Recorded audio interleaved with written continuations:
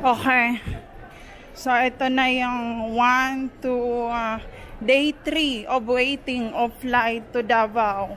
So, nandito na ako sa departure area. Ayan, departure ba? Okay, departure bago ko makalimutan.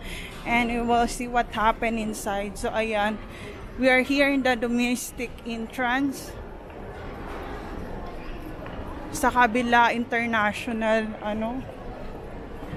pero kailangan natin magtanong.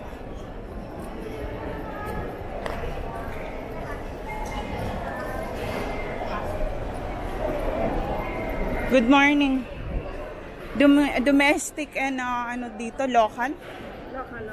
Okay, thank you. So, ito yung view dito.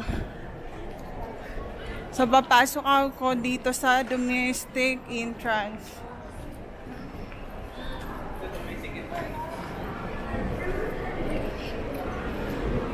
So, gusto niyo makita ang damit ko. 3 days na yung damit ko, hindi pa rin ako nagpalit. So, ayan yung itsura ko. Bare face, without makeup.